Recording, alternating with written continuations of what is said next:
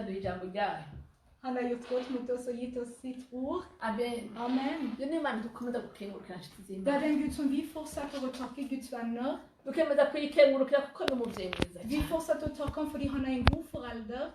Imana yaduhaye ijambo ryiza Gud har gitt oss et godt ord kugira ngo ritwubake. for at det skal bygge oss opp.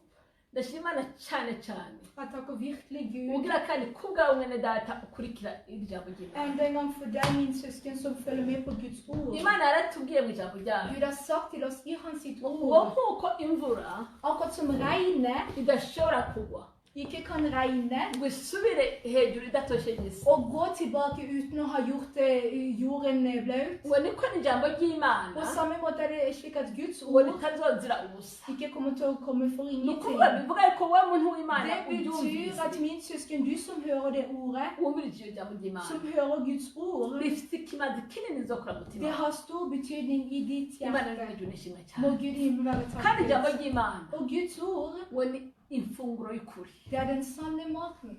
Amen. Amen. Izi ndya z'umubiri Den er maten av kroppen dufungura igihe cyose, som vi spiser hele ni indya tiden. dufungura Det er mat vi spiser, zikubaka imibiri yacu. og det metter våre kropper. Imana ishimwe cyane. Må Gud være Ariko takket. turazifungura, Men vi spiser det. amen, Amen. nk'uko zubaka imibiri Akkurat yacu, som det metter eller bygger tuba opp kroppen dukeneye ko vår. iryo jambo ry'Imana naryo Vi trenger derfor også at ryubaka Guds ubugingo ord bwacu. skal bygge opp vårt liv. Amen. Amen. Kuko uyu mubiri Fordi denne hari kroppen, igihe uzogera ukagereza ngaho ugahagarara. det er en tid som kommer der kroppen tar slutt. Ariko icyo twubakisha ijambo ry'Imana Men det som vi bygges opp av Guds ari bwo ord, bugingo, og det er det som er livet. Amen. Amen. ni ubugingo buhoraho. Det er det evige livet. Amen. Amen. Yesu wacu nashimwe Må cyane. vår Herre Jesus være Turakenguruka takket. Imana y'icyubahiro Vi rero, takker virkelig ærens kuko ashobora Gud. kuduha ijambo ryiza nk'uko For han har amutubwira gitt oss ibihe enda byose. et godt ord, akkurat som han Amen. alltid gjør det. Kugira ngo ijambo ry'uyu munsi For at dagens ord, ndakwinginze jeg bønnfaller kugira deg. ngo uryakire mu mutima ukunze, Ta det imot med et villig Amen. hjerte. Amen. uryakire Ta det imot. umuhemu w'Imana Og den hellige ari ånd kugusobanurira skal forklare det for nk'uko deg. nanje Akkurat som nsaba meg, Imana ngo irisobanurire. jeg ber om at Gud skal hjelpe Reka meg å uyu forstå mwanya det. tubisengere La oss be akkurat kugira for ngo ordet, iri jambo rimanutse uyu for at mwanya dette ordet som kommer ned akkurat rigira nå, icyo rikora mu bugingo skal ha bwacu. betydning for våre liv. Dusenge Imana La oss icyubahiro. be til ærens Gud. Urakoze data, Takk far, icyubahiro kizima. ærens Gud.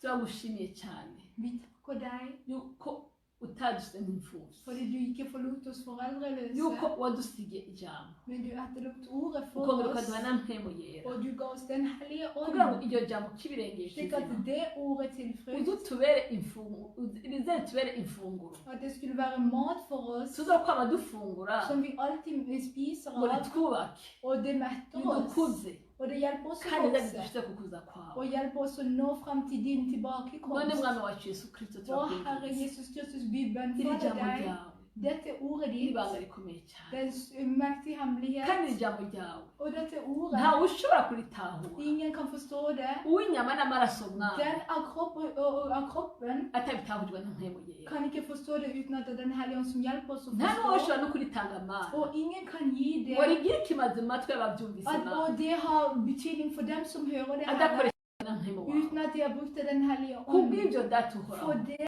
turagusenze vi ber mu til izina deg ry'umwami wacu i Yesu Kristo, Jesu Kristi ureka navn. ubushobozi bwa mpemu La yera den mwami hellige ånds kraft aze adukoreshe komme mwami, ned og virke i Ankoreshe. oss, bruke ankoreshe meg umusemuzi og mwami, bruke den som tolker Herre. kugira ngo data bariko baratwumviza bose Slik mwami at alle som hører på oss, zibashike mu matwi yabo det Kristo skal nå Yesu, frem til deres ører, bifite Herre ububasha Jesus, n'ubushobozi bwa med mpemu yera, styrke og makt av den Kugira hellige byiruke. ånd, for at rigire icyo tilfredsstille. rikoze mu bugingo Det skal bwawe ha mwami. noe betydning i deres kandi natwe liv. data turiko Og turabitanga Herre, vi som gir ordet, rigire icyo rikoze mu bugingo må bwawe det også gjøre noe i kugira ngo vårt twese liv. dufatanye For Kristo at Yesu alle vi, når vi har forent nidushikane Herre, kuri wa munsi det skal hjelpe oss å nå frem til den dagen tilbakekomst. ushobora kuzima urakoze mana Herrens Gud, må du være takket, og for at i Jesu Kristi navn tar vi imot og takker. Amen. urakoze data wera. Takk, Hellige nuko Gud. inshuti z'Imana rero Guds venner, turagiye mu ijambo ry'Imana. vi skal gå i Guds Ijambo ord. ry'Imana dufite uyu munsi Guds ord som vi har for i dag, riratubwira ngo dukwiye kubaho mu buzima bunezereza Imana. at det sier at vi må leve et liv som behager Herren. Amen. Amen. Bivuga yuko ubuzima umuntu ashobora kubaho Et liv som vi kan leve, ashobora kubaho ubuzima bwinshi, så kan man leve i mange forskjellige typer liv da. ariko Men icyo Imana idushaka ko ni kimwe Det som Gud vill fra oss är en ting. nk'abantu yaremeye kuza muri iyi si Som människor han skapade till att komma i denna världen. yaturemye ngo tuze tuyiheshe Han icyubahiro skapade oss för att vi skulle ära honom. yaturemye ngo tuze tuyinezereze Han skapade oss för att vi skulle komma och Imana glädja mugira honom. ishimwe cyane Må Gud i himlen vara tacket rikligt. ariko inshuti z'Imana Men Guds vänner, uko twaremwe tuza kunezereza må Imana vi bli skapt för att komma och glädja Herren. siko iyi si ikunda ko tubaho Är det inte slik världen vill att vi ska leva? Imana mugira ishimwe Må Gud ariko vara tacket. rero bene data Men mina hari ubuntu syskon, Imana yatugiriye det finns Guds nåde. Imana yo mu ijuru Gud i kuko urukundo himmelen. ikunda umwana På w'umuntu grund av kärleken han älskar människor. Amen. Amen. irashaka yuko hari igikoreka mu buzima bwacu Han vill att något ska ske i igikoreka mu våra liv. buzima bwacu Det som sker i våra nuko liv. igomba yuko tubaho mu buzima buyinezeza Han vill att vi ska leva ett liv som behagar honom. Amen. Amen. nicyo gituma yaduhaye umwana w'ikinege Yesu Det är Kristo därför han gav sin enbarne son Jesus Kristus. amen Amen. kugira ngo aze kuduhindura För att han skulle komma och förändra oss. kuko isi uko yagize umwana För din w'umuntu måten världen gjorde twarabyitse ko människor till. yatumye Adamu na Eva Adamu na Eva bakoze icyaha Han var grunden till att Adam och Eva syndet. bigatuma isi yandura Och det gjorde att Mwana världen blev w'umuntu djuren och människor blev Amen. djuren. Amen. bivuga ko umwana w'umuntu yaciye yatangura kubaho Och människor begynte att mu buzima leva butanezereza i ett liv som inte behagar Gud. Yesu wacu nashimwe Må cyane Jesus vara. urukundo rw'Imana Men rwinshi Guds stora kärlek. Amen. Amen. yaciye arungika Kristo Yesu Han sände Jesus Kristus, umwana we w'ikinege sin enbarne son, kugira ngo aze gukiza för umunyabyaha att han skulle komma och frälsa syndaren. umwana w'umuntu ahindukiye Människor skulle bli Ave omvänt, mubyaha. gå väck från kugira ngo synden abeho mu buzima och Imana yishimye leva ett liv som Gud har behag i. Imana mu ijuru inezererewe Och som Gud i himlen gläder sig Yesu wacu åt. ndahamya icyo Må ari cyo vår cyose Jesus få all sin Amen. ära. Amen. ni ukuvuga kuko ikitubeshaho För nabi det är det som gör att vi lever dåligt kandi binarushirije och att det blir ni ukuvuga strävsamt.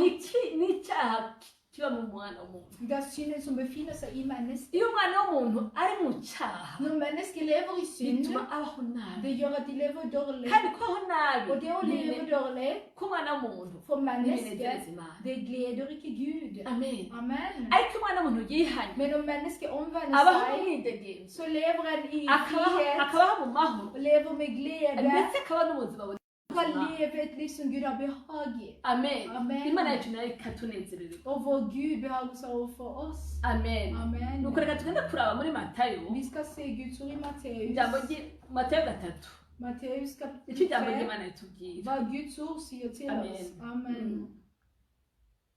Matayo 3 Matteus kapitel 3. turasoma guhera kuri 1 gushika kuri 3 Vi ska läsa från tugera no vers kuri 5 gushika 1 kuri till 10 3 och så ska vi läsa från vers 5 till 10. amen Amen. ngo Yohana umubatizi ngo yigisha abatiza ngo muri iyo minsi ngo haza Yohana umubatizi ngo yigishiriza mu bugaragwa bw'i Yudaya På den tid stod döparen Johannes fram i Judeas ödemarker och försynte: ati mwihane Vänd om, kuko ubwami bw'Imana kuko ubwami bwo mu ijuru buri hafi för himmelriket är nära. uyo niwe yavuzwe na Yesaya yavugishwa n'Imana ati ibyo ujye usemera mu bugaragwa ati mutegure inzira y'Uhoraho mugorore iz'ibihamo ziwe amen Det är om han det sagt ved profeten Jesaja: En röst röper i ödemarken, rydd väg för Herren, gör hans stier rätta. amen Amen. nuko inshuti z'Imana uyu Yohana umubatizi Guds vänner, Johannes döparen, Biblia itubwira ngo yari intego za Yesu Kristo han var en som skulle förbereda vägen för Jesus Amen. Kristus. nuko Amen. Yohana yaje asemerera Johannes han kom när han ropte: ati nimwihane kuko ubwami bwo Omvänd mu ijuru buri er, hafi för himmelriket är nära. amen Amen. ni kuko Yohana yasemerera Varför var det så att Johannes han nuko ropte detta här? Yohana yari intego za Yesu Kristo För han var en förberedelse för Jesus kuko ubwami bwo Kristus. mu ijuru buzojamo abejeje För himmelriket, de som kommer dit är de som är rena. Yesu wacu nashimwe Må cyane Jesus vara ati tackad. kandi Och ati mutegure ati musene inzira ati musene mutegure inzira y'Uhoraho ati mugororeze ibihamo rydd väg för Herren och gör hans stier rätta. amen Amen. kuri 5 haratubwira Vers 5 så står det: ngo maze ab'i Yerusalemu ngo n'ab'i Yudaya bose ngo n'igihugu giherereye kuri Yorodani cyose ngo bava iwabo baza kuri we Folk dro ut til ham fra Jerusalem og hele Judea og landet ved Jordan. ngo babatizwa nawe ngo muri yorodani ngo batura ibyaha byabo. De ble døpt av ham i elven Jordan idet de bekjente sine synder. ngo abonye benshi bo mu bafarisayo no mu basadukayo bazanye no kugira ngo babatize, Men da han så at mange fariserene og sedukørene kom for å bli døpt, sa han til dem, ngo arababaza ati mwabana b'inzoka mwe, ninde yababuriye ngo muhunge uburake buzoza? om ingen, hvem har lært dere hvordan dere skal unnslippe den kommende vredesdom? ngo nuko mwame imbuto ngo zikwiranye no kwihana. Så bær da frukt som svarer til omvendelsen. ngo mwoye kwiyumvira mu mitima muti dufise Abrahamu niwe sogokuruza, Og tro ikke at dere kan si, vi har Abraham til far. ngo ndababwira yuko ayo mabuye Imana ishobora kuyabyuramwo abana ba Abrahamu. For jeg sier dere, Gud kan oppreise barn for Abraham av disse stenene. ngo ariko incabiti igenekerejwe ku bitsina by'ibiti, ngo ariko incabiti igenekerejwe ku bitsina by'ibiti, ngo nuko rero igiti cyose kitama ibyiza kirakura kigacibwa kigatererwa mu muriro. Yesu nashimwe. Oksen ligger allerede ved roten av trærne, ved tre som ikke bærer god frukt, blir hogd ned og kastet på ilden. Søsken, må Gud være takket. Iki gihe Yohana, Imana yarungitse Yohana umubatizi Denne her Johannes, imbere ya Yesu Kristo, det var før Jesus Kristus. yaje gutegurira umwami w'abantu Han kom for å gjøre veien for Herren av alle herrer. igikorwa ciwe. Han gjør klart hans Yesu tjeneste. nashimwe cyane. Må Jesus være takket. Bibiliya yatubwiye ngo ab'i Yerusalemu bose Bibelen sier at alle de av Jerusalem n'ab'i Yudaya bose og alle fra ngo Judea n'igihugu gihereye kuri Yorodani cyose, og alle landene som var nær ukuvuga Jordan. haje isinzi y'abantu Det kuza kuri betyr Yohana. at det kom en folkemengde til Johannes. Bari baje ngo bakorere iki bene data? Hvorfor kom de der? Amen. Søsken? ngo bari baje ngo babatizwe nawe. De kom for at han skulle døpe dem. Ikintu baje gukora, Det de kom for å gjøre, baje kwatura ibyaha byabo. de kom for å bekjenne sine synder. Amen. Amen. uru ni urukundo rw'Imana rutuma abantu bihana. Det er Guds kjærlighet som gjør at mennesker omvender seg. izi mbabazi z'Imana zituma abantu Herrens miskunn som gjør at Yesu mennesker nashimwe omvender seg. cyane. Må Jesus være nawe Bibiliya takket. itubwiye ngo kuri indwi Og Bibelen Og sier abonye på vers benshi cyane. 7, men når han så ngo at mu mange bafarisayo av fariserene ngo n'abasadukayo og sadukere ngo bazanye no kugira ngo babatize, kom for å bli ngo døpt, arabagira ati mwabana b'inzoka mwe, så sa han til dem, ninde yaburiye ngo muhunge uburake buzoza? hvem har lært dere hvordan dere skal unnslippe den kommende mwene vredesdom? data abafarisayo nibo bigisha amasinagogi, Mine søsken fariserene var de som var lærere i synagogen. nibo Det var lederne av israelittene, var de som lærte dem Guds ariko ord. n'aho aribo bavuga ijambo ry'Imana, Men selv om de prekte Guds ord, n'aho aribo bakora amasinagogi, selv om det er de som tjente i synagogene, bari bafite ibyaha byinshi. de hadde mange synder. Amen. Amen. ndetse gukora ibyaha kwabo kwatuba n'abakristo nabo bakora ibyaha, Og til og med det at de syndet, det gjorde også at kristne, de syndet. kuko nta babamira imbuto bari barimo ngo barongore ukugororoka. For det var ingen der som var der for dem for å bære frukter for dem og lede dem på rettferdighetens vei. nicyo gituma habaye inama mu gihe ninde yogenda gukiza umwana Det w'umuntu. er derfor de ble møtt i himmelen, og de spurte hvem kan gå og frelse menneskesønnen. iki gihe Yesu Kristo yari yamanutse kuko Yohana ariho mu gihe cya Yesu Kristo. Fordi Jesus Kristus hadde kommet ned, fordi Johannes levde. Amen. Jesus ariko Kristus si sin Yesu tid. yatanguye kwigisha, ni Yohana yatanguye kuza nk'integuza. Men det var ikke Jesus som begynte med å preke, men det var Johannes som kom som en forberedelse for han. yigisha iby'umubatizo, Og han lærte om dåpen, kandi umubatizo wo kwihana icyaha. og døpen som handler om å vende om fra synden. Imana muje nishimwe Må cyane. Gud himmel være ariko takket. twumvise ingana ubuntu bw'Imana bwakuruwe n'abafarisayo, bwazanye n'abafarisayo, Men vi hører om hvordan Guds nåde, det tiltrykket også bwazanye fariserene. n'abasadukayo kuza Det kwihana. tiltrykket også sadukere.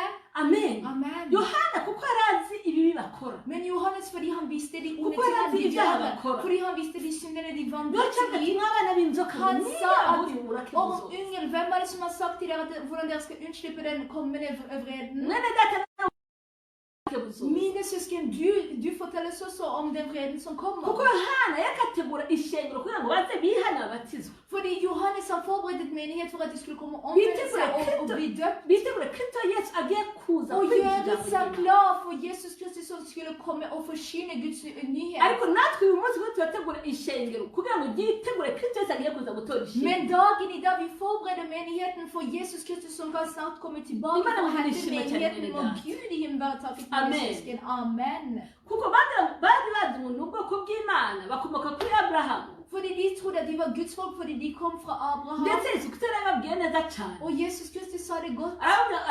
baramubwira ngo aburahamu niwe sokuruza Og de wacu bare sa at forfedrene våre det er aravuga Abraham. ati oya Og så sa han nei, ati muri abana b'abagwaneza dere tilhører nk'uko yohana djevelen. yabivuze Akkurat som Johannes sa det her. Amen. Amen. ati kuko ibyo mukora Fordi det dere Ni gjør, verso. det tilhører faren deres som er djevelen. amen Amen. ati kuko aburahamu yaranyubaha kandi yaranzi Fordi Abraham han var lydig mot meg, og han kjente ati meg. kuko yakora ibyo namubwiye For han gjorde det jeg befalte han om å gjøre. mwene data igitumye Mine søsken, grunnen abana b'imana twandura til at vi som Guds barn nuko blir ulendt, tudashyitsa ibyagezo det er fordi vi ikke fullfører Herrens bud. imana nidutubabarire Må cyane Gud i himmelen virkelig icyo tilgi oss for iri turi dette. kurasemera Det uyu er munsi iri kugira derfor nanjye rimba denne stemmen roper og snakker til meg og deg. nuko imana ikiratura ngo twihane Gud vil fortelle oss om at vi skal omvende oss. dutegure inzira za yesu kristo Gjøre klart veien for Jesus dutegure Kristus. imitima yacu Gjøre klart våre hjerter. Gå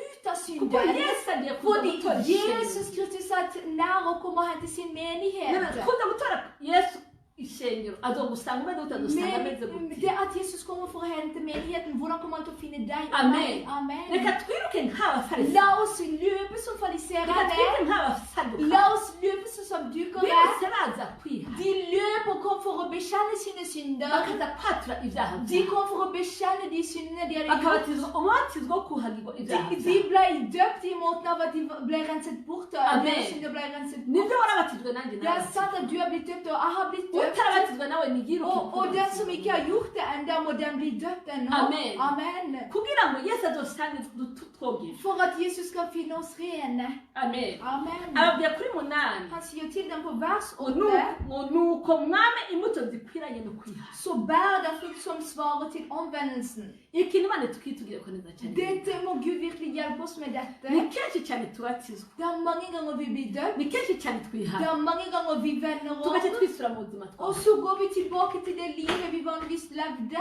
twumvise ijambo ry'imana tubwiye ngo tubeho ubuzima bunezereza imana Guds ord sier til oss at vi skal leve et liv som gleder mu gihe umuntu Gud. abatijwe agasura muri bwa buzima Hvis du blir døpt, men likevel du går tilbake til det Amen. livet, det er noe som virkelig sårer Herren. amen Amen. ni ikintu kibaza umutima w'imana Det sårer Guds hjerte. imana inezerererwa Det som gleder Gud, abayubaha er de som ærer Han. abayikunda De som elsker kandi Han bakayitinya og frykter Han. amen Amen. yesu acu nahabwa icyubahiro Må Jesus få all ære. imbuto zikwiranye no kwihana Frukter som går sammen med Nå kugira urukundo. omvendelsen, det er å ha ni kjærlighet. ugukorera imana Det er å tjene Gud. ni ukugirana amahoro n'abantu Det er bose å ha fred sammen med alle. Amen. Amen. ni ukugenda turama imbuto Og det er å gå og bære frukter zikwiranye n'abakijije som følger med de som er frelst. ako niko gakiza imana Det er ishaka det som er den sanne frelsen som Gud yesu acu vil nahabwa fra oss. icyubahiro cyose Må Jesus få all sin Amen. ære. Amen. nuko reka dusome ijambo ry'imana Vi skal også lese riri muri Guds ord. luka muri luka indwi Lukas 7. amen Amen. duhere ku murongo wa 36 Og så skal vi begynne fra med vers 36. amen Amen. by'ukuri imana mwe iradukunda cyane bene data. Sannelig Gud elsker oss. amen Amen. haleluya Halleluja. ratubwira ngo umugore w'umunyabyaha ngo asiga yesu ku birenge ngo umugore w'umunyabyaha asiga yesu ku birenge Tittelen er kvinnen som fikk sine synder tilgitt.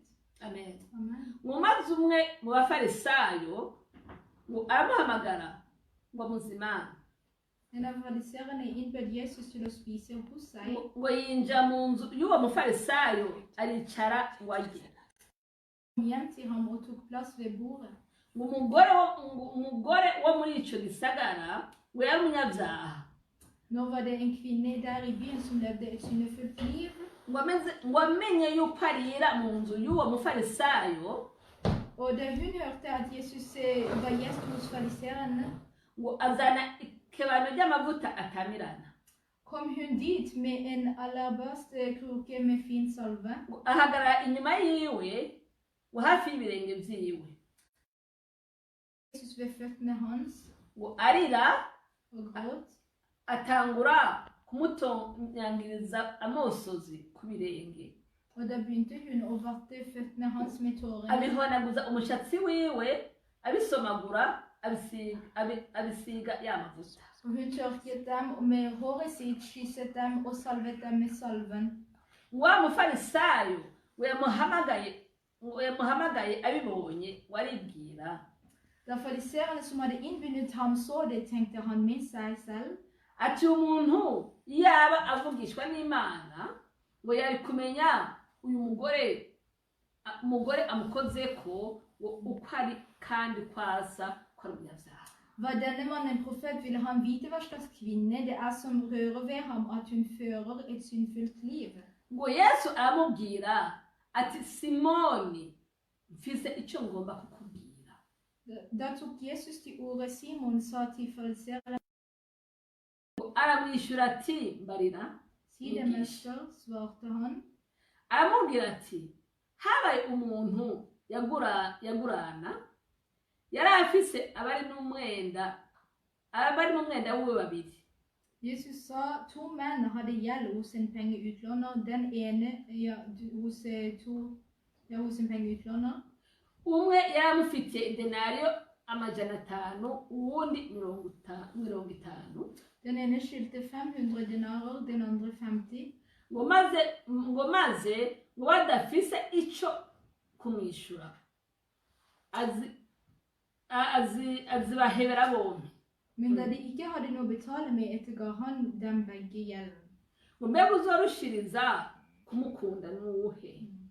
Hvem av dem vil da holde mest av ham? Ngo Simoni aramwishyura ati ngira ngo n'uwo yahebeye menshi. Den han etterga mest, tenker jeg. Yahebeye nyinshi, amen. Ngo nawe ngo aramubwira ati uvuze ukuri. Du har rett.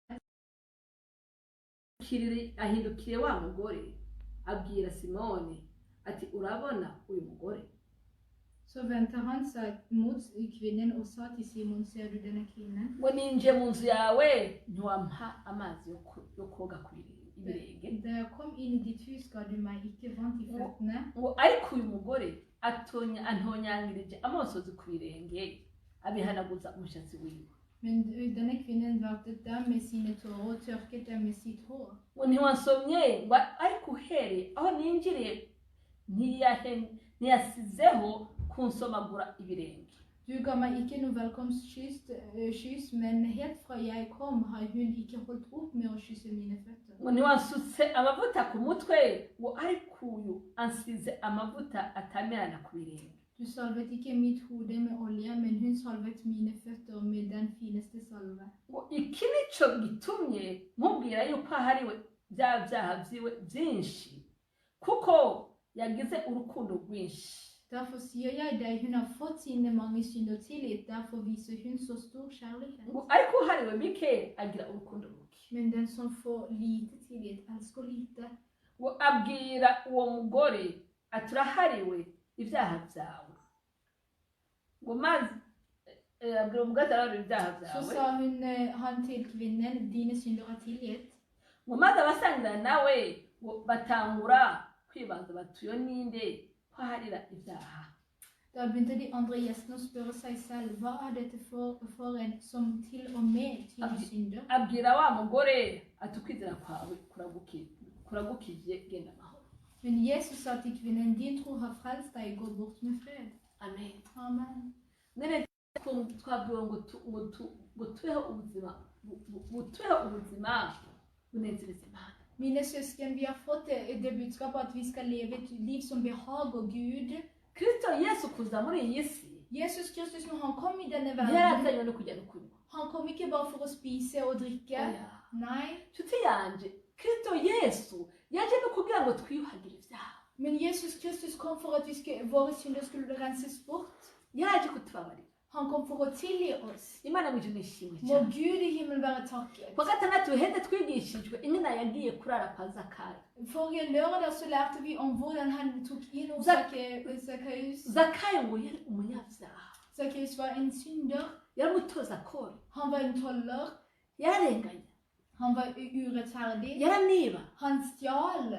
ariko ibyo byose Men alt byamuteye dette, agira ubutunzi bwinshi det gjorde at han var en rik imana mann. ishimwe cyane Må Gud være ariko takket. amaze kugenda kuraba kristo Men yesu når han gikk for å se Yuri, han var helt på Jesus giti. Kristus, når han klatret opp i det treet, yesu kristo Jesus yarakikujwe Kristus, n'abantu benshi han var omringet av mange mennesker. Amen. Amen. ariko wagize umutima wo kumuraba Men den som har hjerte av å se afite han, ishyaka rivuye ku mutima som hadde et iver fra det indre kuko hjertet, hari icyo ariko kiramusunika fordi det var noe som ledet han til å gjøre det. kuko hari icyo ariko kigiye gukoreka kuri we no mu buzima Fordi bwiwe det var noe som skulle skje med han og i hans sitt liv. nicyo yesu yabonye Det var det Jesus så. Amen. Amen. nicyo gituma cyavuga ati zakayo ururuka umunsi ndari Det er derfor han sa Zacchaeus, kom ned i dag, så skal jeg ta inn hos deg. umunsi zakayo yaraye mu nzu yesu kristo yaraye mu nzu ya zakayo Den dagen Jesus tok inn hos Zacchaeus, niwo munsi amubwira ati agakiza karinjiye muri nzu det yawe er den samme dagen han sa til han at frelsen har kommet inn i ditt hjem. ariko kinjiye mu nzu yawe gute Men hvordan kom frelsen habaye inn? kwihana kwa zakayo Zacchaeus måtte vende om. zakayo yarabwiye i kristo yesu Zacchaeus sa til Adahishijwe na Jesus kimwe. Kristus uten å skjule noen ati ting, raba ibyo ntunze byose se alt som jeg eier, ati ndagiye kubisubiza jeg skal gi det tilbake. ataba nibye De jeg har stjålet fra, ndababwirize kabiri og så skal jeg gi Amen. det dobbelt av det. ati n'ibindi byose Og alt det andre, ati ndagiye kwifashisha imfubyi n'abapfakazi og så skal jeg bruke det for å hjelpe de fattige og ni ukuvuga enlige. zakayo yahisemo umugabane mwiza Zacchaeus valgte den gode delen. yahisemo kugira kristo yesu mu bugingo bwiwe Han valgte å ha Jesus Kristus i sitt liv, hakugira ubutunzi bwuzuye ibyaha istedenfor å ha rikdommer som er fullt av synder. amen Amen. mwene data icyo ni kimana dushaka Mine søsken, det er det Gud vil fra oss. nshuti y'imana icyo ni kimana dushaka Guds venn, det er det Gud vil. Amen. Amen. uyu mufarisayo nawe bibiri itwariye Denne fariseeren som sier Bibelen, yatumiye kristo yesu han inviterte Jesus Kun umukozi Kristus w'Imana, fordi han er Guds kubera tjener, n'umutunzi og kanskje han var rik yashaka også. nawe yakanye niwe Og han ville hameze kanskje vise hvordan det ser ut ibyiza hos biriho han. amafeza Og de n'amazahabu fine, de sølv og gull han Protokole. eide, liksom det å lede veien for n'abantu ham. bose bamukurikiye Og alle folkene som bavuge fulgte ko med, yariye kuri uwo mufarisayo de skal vite at han spiste hos fariseeren. ariko nagana kubwo ibihimbara kristo yesu Men si la meg si det er det som gleder Herren, det er ikke det. amen Amen. yesu wacu nashimwe Må cyane Jesus være takket. kristo yesu Jesus Kristus, yarinjiye kuri uwo mufarisayo han gikk inn hos den fariseeren, nk'uko yinjiye kwa zakayo akkurat som han gikk inn hos Zacchaeus. yesu kutagenda asangira n'abanyabyaha Jesus Kristus spiste sammen med yagenda syndere, kandi yinjira amazu yabo og han gikk inn i husene deres. ariko intumbero yari afise Men målet han hadde, si uko yari akeneye kwivanga n'ibyaha det byabo er ikke fordi han ville blande seg inn i deres synder, ahubwo rwari rwa rukundo rwinshi cyane imana men ifite det var den store kjærlighet som Gud har for oss. kuko yagomba kubakura muri izo bari Fordi han ville hente dem ut av det de var i. hariho benshi bari mu Det kutamenya er mange som var i uvitenhet, hariho n'abandi babigendamo kandi og babizi det er andre som også vandret i det når de visste ariko det. ibyo byose ntiyigeze abiha Men igiciro alt dette så ga han ikke verdi. icyo yari afise umutima Det wiwe eneste han hadde på hjertet, kari kugira ngo umunyabyaha akire er gusa å gi frelse til syndere. amen Amen. yesu wacu nashimwe cyane Må Jesus være takket. kandi imana yacu ntihabwa Må icyubahiro vår Gud få all ære. mwene data nshuti z'imana Mine søsken, nicyo gituma agiye kuri uyu mufarisayo det er derfor når han gikk hos yagombye fariseeren, kukwigisha no kunyigisha han ville lære meg og deg, nk'uko nawe nyine umufarisayo yamwigisha akkurat som han lærte fariseeren kandi akongera også, akigisha n'abari og kumwigisha han lærte alle de som var sammen imana med ham. yamwigishije cyane Må Gud i ni himmelen være ukuvuga kristo takket. yesu Jesus Kristus, aho yari muri iyo nzu når han var y'umufarisayo i det huset til fariseeren, haciye haza ngo uwo mugore bibiri tuvuge ngo uwo munyabyaha det kom en kvinne som var virkelig en syndig kvinne. amen Amen. ntabwo ari umugore w'umukozi w'imana Han var ikke- Det var Amen. ikke en kvinne som var gudstjener. ntabwo ari umugore yejejwe Det var ikke en kvinne som var rengjort. Eka. Nei. ariko ikintu cyiza cyakoretse Men det beste som skjedde var uwo veldig mugore fint. yari azwi no muri karitsiye ko ari umunyabyaha Denne kvinnen, de kjente i nabolaget at hun var en yari azwi no synder. mu gisagara ko ari umunyabyaha Hele folket kjente at hun var en kumbe yari synder. umusambanyi Kanskje hun drev hor. ashobora kuba yaraniba Kanskje hun kuba stjal. yarimo byinshi Og det kan være at hun hadde mange forskjellige ting i seg. Amen. yesu nashimwe Må cyane Jesus være takket. ibyo byaha yarimwo Men de syndene hun ntabwo var i, byamunezereye de gledet ikke henne. yaravuze ko umukiza w'isi yaje Hun hørte at frelseren av verden hadde wowe kommet. yirukanga agiye kuraba Og hun umukiza w'isi løp for å se frelseren av verden. mwene data ntiyagiye gutyo gusa Mine søsken, hun gikk ikke bare bibiri itubwiye ngo sånn. yajyanye n'ikaza ry'amavuta Bibelen sier at hun hadde tatt med seg en krukke olje. amen Amen. watamirana cyane igiciro Som var virkelig av stor verdi. yesu wacu nashimwe cyane Må Jesus være ngo ahagarara takket. inyuma yiwe Og hun sto bak han, ararira og hun gråt. kubera iki Hvorfor? yarijwe n'ibyaha Hun gråt av synder. yarijwe n'ibyaha Hun gråt av mwene syndene data sine. iyo wakoze icyaha kirakuriza Mine søsken, når du gjør en synd, pleier du å iyo gråte wakoze det. icyaha urumva yuko ubabaye Når du gjør en synd, pleier du å kjenne det, at du iyo kjenner wakoze icyaha smerte. urumva yuko umutima wawe umanyagurika Når du synder, pleier du å kjenne at du plages i ditt yesu hjerte. wacu nashimwe Må cyane Jesus være rero takket. kubw'umubabaro w'icyaha cyiwe På grunn av sorgen av sin synd, ararira atonyangiza amaso yo ku hun birenge bya gråt, yesu og kristo hennes tårer rant på Jesus sine aca afata føtter. imishatsi yiwe Og hun tok sitt arunama hår, yahanaguza ibirenge og hun bøyde seg ned og tørket kubw'agahinda beina til kanini Jesus. cyane yarase På kubwira abayuda grunn av sorgen hun kjente seg på grunn av det livet hun icyaha levde. mwene data kibeshaho umuntu na Synden gjør at du lever dårlig, min søsken. babyanga cyangwa babyemeye niko biri Om de vil det eller ikke, så er det slik det er. ni gute babaho nabi Hvordan lever de dårlig? hariyo nk'ubu ukuboko kw'imana kubona baremeye Det er Guds hånd som er tungt for dem. kuko imana ntiyabaremeye kuza kwaho nabi Fordi Gud skapte ikke dem for å komme og leve dårlig. Gud skapte ikke oss for at vi skulle komme og leve dårlig liv. Han skapte ikke oss for at vi skulle komme og ahubwo synde. yaturemeye kwezwa Men han skapte oss for at vi skulle bli yesu wacu rene. nashimwe cyane Må Jesus være takket. ariko rero Men wa mufarisayo den faliseren, atanga gukimanza han begynte å dømme. atanga guhinyura Han begynte å rakke ned. ibyo ni ibintu biri mu bantu bakiriye Det er ting som befinner seg i Det er det vi Guds vil frelste markere. mennesker. Det er ting som befinner seg i ndetse menigheten. n'ibintu biri no mu isi Og yose det er ting som er i hele verden. amen Amen. turihuta gukimanza Vi er veldig kjappe til å dømme. turihuta guhinyura Vi er veldig kjappe til å rakke ned på turihuta andre. gutungana intoki Vi er veldig kjappe til å peke fingeren på Mwene andre. mwene data ibyo byose ni ibyaha Men la meg si deg, min søsken, alt dette er synd. amen Amen. iyo ni nk'ewe Det er en ånd, mbi en veldig ond y'umwana ånd w'isi fra djevelen. ibyo byose nabyo imana ashaka ko tuvyiyama Alt dette så vil Gud at vi skal skille oss fra. amen Amen. ngo yibwiye mu mutima Hun tenkte i sitt hjerte. iyo wiwe yaramuvugishwa n'imana Ja, han tenkte i sitt hjerte, om han hadde virkelig ngo amenye vært yuko uyu profet, mugore ari umunyabyaha så hadde han visst at denne kvinnen er en synder. ntiyari kwemera ko uyu mugore amukora Han hadde ikke latt hun som rører han. ariko we yari yaje kwiyegereza abanyabyaha kugira ngo Men abakize. han kom for å trekke til seg syndere yari for yaje å frelse kwiyegereza dem. umunyabyaha Han kom for å trekke til seg kugira ngo synderen ashobore kumuronga for at han skulle klare å få tak i dem. nicyo cyamuvanye mu ijuru ari imana Det var det som gjorde at han kom ned fra agasiga som Gud. ubwiza n'icyubahiro cyo mu Han ijuru etterlot herligheten hans sin og æren i akadapambara himmelen. umubiri wacu Han ukora kom icyaha og ngo kledde batacana seg i denne kroppen som synder, selv om han kugira ngo ikke ashobore syndet kubana natwe selv. For at han skulle abanyabyaha bo sammen med oss Amen. syndere og frelse Jesus oss. ashimwe cyane. Må Jesus være takket. Amen. Amen.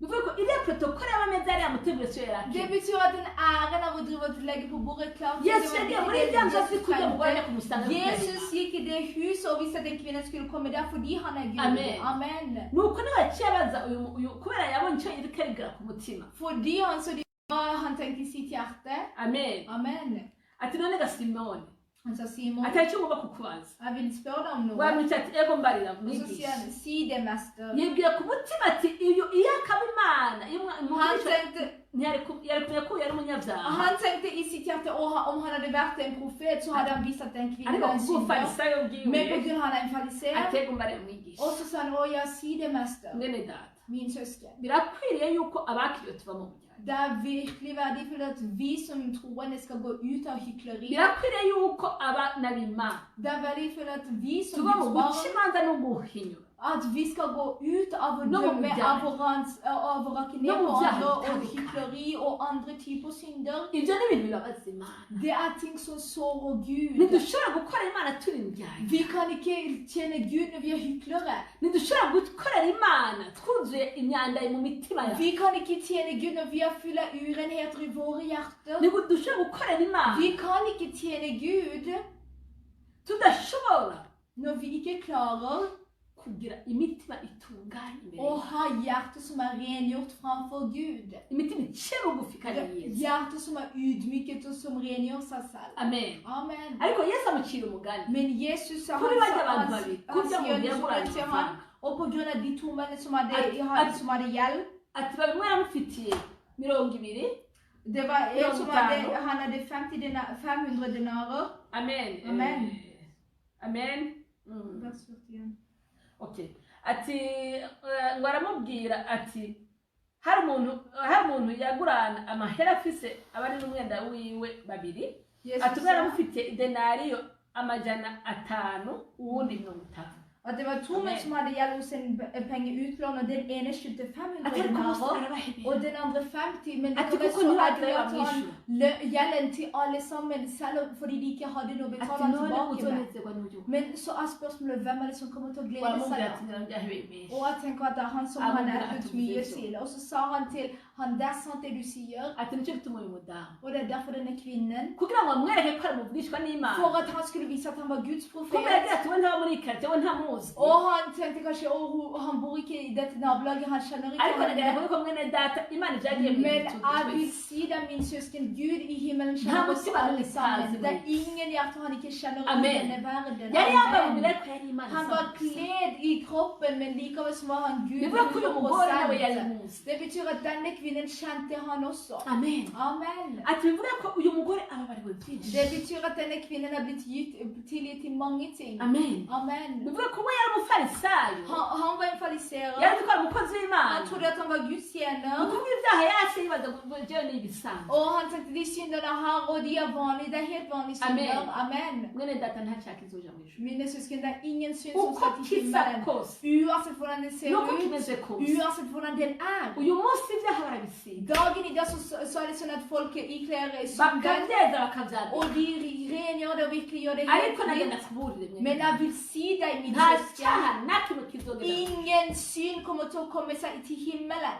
imana idufashe Må Gud hjelpe oss, kugira dushobore gutunganya for at vi skal klare å gjøre oss kuko klare. turi muri rengjøre isi oss, yanduye fordi vi lever i en naho uredd byoshika verden. tugatsitara ku Selv cyaha om det kommer en tid der vi faller på en cyane synd, byihuta må du be om tilgivelse kjapt. kuko ntituzi umunsi Fordi vi nsanzwe vet ikke tiden eller klokkeslettet av Jesus ngo azoza Kristus. giturumbuka Han kommer uten at vi vet nk'uko det. igisuma cubira aho kigiye kwiba Akkurat som en tyv gjør klar til alle å følge med på ngo der nk'uko de umuntu skal akwita stjele. imbohe Det er akkurat som noen blunker. ngo niko kristo yesu azogutoresha På samme måte kommer Jesus tilbake for å hente bene meg. data ijambo ry'imana turiko turigishwa Mine ntirigende søsken, gusa det ordet vi lærer, så må det ikke gå ut Men det kan når han ikke har gjøre gjort noe. Men la oss gjøre Amen. jobb for det. Amen. yamubwiye amajambo akomeye Han sa mektige ord til han. mu bahebura mu bayuda Blant jødene. uronse umushyitsi wamuha amazi koga ku birenge Om du fikk en gjest, så ga du dem vann til å vaske ariko føttene. ntiyanamuha Men han hadde ikke gitt det til ham amazi koga ku engang. birenge Det vannet for å ariko vaske wa mugore føttene. w'umunyabyaha Men den kvinnen som levde et yamuhafije synderig liv, amosozi yo ku birenge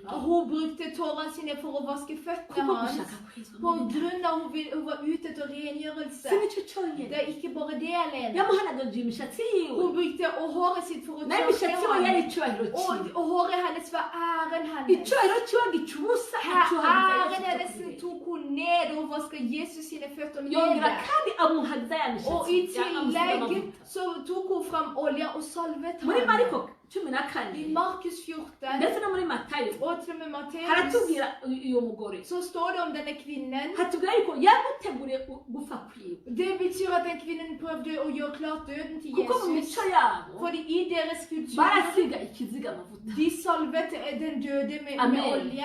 ariko Amen. yesu kristo muri iyo minsi yagira yicwa Men Jesus, den tiden da han var nær uyu døden, mugore nubwo yari umunyabyaha den kvinnen, selv om hun var en synder, yagize inspiration yagereye na mpemu w'imana hun ble besøkt av den kuko hellige ateguriye ånd. yesu kristo urupfu For rwiwe at hun skulle gjøre klart for Amusige, Jesus amusa Kristus sin til død og salve Akimuzima. han og han fortsatt var i Amen. livet. mariko Amen. 14 I Markus 14, umurongo guhera kuri 8 gushika kuri 9 fra vers 8 til 9, haratubwira så der står det, amen hatubwira inkuru y'umugore det snakker som historien til den ingana yasize kvinnen, yesu kristo amavuta yamusize amavuta ku mutwe hvordan han salvet Jesus. amen ariko umurongo wa 8 n'u9 Men vers 8 og 9, haratubwira her står det, ngo akoze uko abonye asuse amavuta ku birenge k'umubiri ngo kuwutegurira guhabwa bitaraba. Hun gjorde det hun kunne og salvet på forhånd mitt legeme til gravferden. Ngo ndababwira ukuri ngo aho ubutumwa bwiza buzovugwa hose mu isi yose, ngo n'icyo uyu akoze kizovugwa ngo kibe ikibutso ciwe. Sannelig, jeg sier dere, overalt i verden hvor evangeliet blir forsynt, skal også det hun gjorde fortelles til minne om henne. Amen. Amen. Kuko babandi bari kumwe na Yesu Kristo abafarisayo bandi bagenzi uje For gufarisayo disse fariserene eller vennene sine som også var med han, n'abigishwa ba Yesu Kristo og Jesu bagendana nawe, disipler som vandret med han. abafarisayo ngo baridoza bavuga ngo ayo mavuta yagurwa amafaranga menshi. Fariserene de klagde, de tenkte at denne olja kunne koste mye, Bati yari kudandazwa agakurwamo amafaranga menshi gufasha abo. og det kunne blitt solgt, og så kunne vi ha fått ut penger som kunne hjelpe de fattige. Yarabwiye ati aboro muramana ariko je ntitugiye kwa. Han sa til dem at de fattige er dere med alltid, men jeg kommer ikke til å alltid være her. Bivuge yuko Det betyr, ni kenshi det er ofte, tuvuga ibitari ku mutima bene så sier vi ikke ting som er på hjertet. kuko Yesu yarabonye ko batabajwe n'aya mavuta ngo amafaranga menshi kugira ngo bafashishe abo. Fordi Jesus kunne ransake deres hjerte, han visste at det ikke var de fattige de tenkte på når de ville selge den olja. kuko nayo da yari ahari yashaka kugira ngo aze kwiba amafaranga ikubitire ku mufuko. Fordi Juda var til stede, og han ville stjele de pengene og legge det i sitt eget rom. N'abandi ntibabajwe n'amavuta babajwe n'amafaranga. De andre var ikke såret av olje, men de var såret av pengene. Nicyo gituma reka tubwira bene data ngo Det er derfor Gud sier til oss, la oss bli frelst. dukizwe. La oss bli frelst. Igikorwa cyose cyiza uzokora kizokwama kikuvugira imbere ye. Hver eneste god tjeneste som du gjør, kommer til å tale for deg framfor Gud. Nk'uko uyu mugore ngo tuwame imbuto muri Yohana avuga ngo mugende murana imbuto ukora ibyiza. Mwame imbuto zikorera no kwihana. Ja, i Johannes så sa han at vi skulle bære frukter som svarer til omvendelsen. Nk'uyu mugore yakoze igikorwa gikwiranye no kwihana. Denne kvinnen gjorde en gjerning som svarer til omvendelsen. Nicyo gituma Yesu yamubwiye Det er derfor Jesus Kristus ati sa til agize henne, neza ansutse amavuta ku mubiri. hun gjorde godt, hun salvet mitt Ati ko legeme agikwiye guhamba. til gravferden. Ati kandi uyu mugore aho ubutumwa bwose buzoshika. Og overalt i verden hvor evangeliet blir forsynt, Ati nikakoze nacyo kizokwama skal også det hun gjorde fortelles til minne om Amen. Uko henne. biga Yesu Kristo. Iyo bagiye muri iri jambo ry'Imana aho dusomye, uyu mugore nawe aravuga. Når de lærer som Jesus Kristus og de leser dette ordet, så blir den kvinnen Izi ni også imbuto husket. zikwiranye no gucamo. Dette er frukter som svarer Izi ni til imbuto zikwiranye no omvendelsen. kwihana. Det er frukter som svarer til at Imana man idufashe utvikler cyane seg. kandi Må hari Gud icyubahiro. i himmelen hjelpe oss virkelig må Muri Yohana ha cumi na- muri Luka 15 I Lukas 15, umurongo w'indwi på vers 7, twumve ikinezereza Imana. la oss høre hva som gleder Gud. Haratubwira ngo Her står det, ndababwira yuko mu ijuru jeg sier dere, ngo bazonezererwa batyo umunyabyaha umwe yihanye. på samme måte blir det større glede i himmelen over en synder som vender Ngo om, bakamurutisha abagororosi 99 batarinda kwihana. Yesu nashe. enn over 99 rettferdige som ikke trenger omvendelse. Amen. Amen. Uyu mugore yarihanye Denne kvinnen omvendte mu ijuru seg, baravuza impundu. og det var jubel i himmelen. Amen. Amen. Ariko bose bari bakikuje ngaho onye. Men alle de som omringet henne der, Uri kubaza Yesu Kristo cyangwa og abafarisayo. enten det er Jesu disipler eller Uyo fariserene, mwanya uwo mugore umwe ni ukuvuga ijuru ryaramurutishije abo bose bari ngaho. akkurat der og da så var det det at himmelen så på henne overordnet enn alle andre som var til Umuntu stede. umwe yihanye niko atubwira muri Luka En person 15. vender om, akkurat som det sies i Lukas Umuntu umwe 15, yihanye. 7. Når en vender Twumve om, ikinezereza Imana. hør hva som gleder Nuko Gud. twihana tukava mu At vi vender om og kommer ut av synden.